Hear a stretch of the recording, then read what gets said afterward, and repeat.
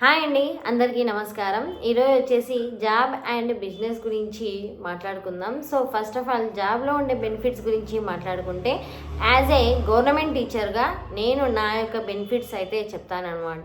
So first of all నాకు every month salary వస్తుంది కాబట్టి నాకు డబ్బుల విషయంలో టెన్షన్ అనేది ఉండదనమాట.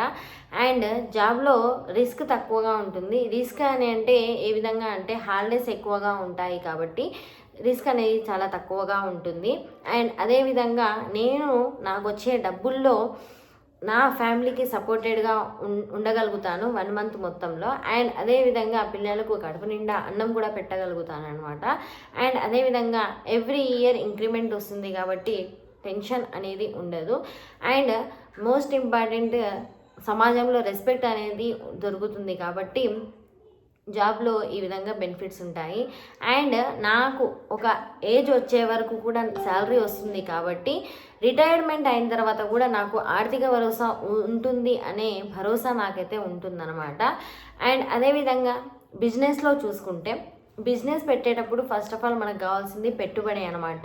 అంటే మనం ఏదైనా బిజినెస్ పెట్టాలంటే ఖచ్చితంగా ఫస్ట్ ఆఫ్ ఆల్ మనం పెట్టుబడి పెట్టాలి.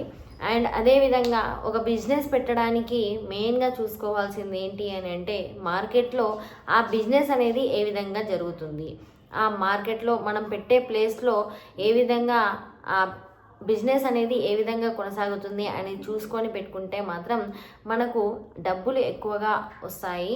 అండ్ అదేవిధంగా స్వేచ్ఛ, మనము బిజినెస్లో ఏ విధంగా అయితే ఉంటామో అంటే స్వేచ్ఛ అనేది ఎక్కువగా ఉంటుంది. అంటే మన నిర్ణయం మనం తీసుకోగలుగుతాం అనమాట. అంటే నాకు ఇప్పుడు షాప్ ఓపెన్ చేయాలంటే ఓపెన్ చేసుకోవచ్చు, లేదు క్లోజ్ చేసుకోవాలంటే క్లోజ్ కూడా చేసుకునే అవకాశం, అంటే మన ఓన్ మైండ్ సెట్ మనకు ఉంటుందన్నమాట. అండ్ అదేవిధంగా మనము బిజినెస్ పెట్టిన తర్వాత ఒక వర్కర్ని ఎవరినైనా పెట్టుకోవాలి అని అనుకుంటే ఖచ్చితంగా మనకు ఆ పని వచ్చి ఉండాలి. ఎందుకని అంటే సడన్గా ఆ వర్కర్ వచ్చేసి మనకు సంథింగ్ హెల్త్ రీజన్ వల్ల క్లోజ్ చేశాడనుకోండి, తర్వాత కూడా మనకు ఆ బిజినెస్ రన్ అయ్యే విధంగా చూసుకునే అవకాశం ఉండాలి. కాబట్టి మనకు ఆ బిజినెస్ మీద ఫస్ట్ అవగాహన అనేది ఉండాలి. అంటే మనకు బిజినెస్ పెట్టేటప్పుడు ముందుగానే మనకు ఏం బిజినెస్ పెడితే మనం కరెక్ట్గా అందులో ఉండగలుగుతాము, ఎవరు వర్కర్స్ లేకపోయినా మనం ఖచ్చితంగా చేసుకోగలుగుతాము అనే అవగాహన అనేది ఖచ్చితంగా ఉండాలి. అండ్ అదేవిధంగా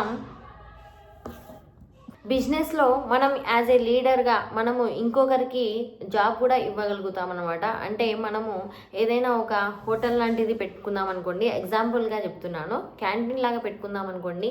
మనము వంట అంటే టిఫిన్స్ ప్రిపేర్ చేయడానికి మాస్టర్ని పెట్టుకుంటాము. సడన్గా మాస్టర్కి హెల్త్ ప్రాబ్లం వల్ల, హెల్త్ ఇష్యూ వల్ల రాలేకపోయినా కూడా మనం ఆ రోజులో అంటే ఆ టైంలో ఆ డేలో మనం ఖచ్చితంగా వంట ప్రిపేర్ చేసి వచ్చిన కస్టమర్స్కి మనం సర్వ్ చేసే విధంగా ఉండాలన్నమాట.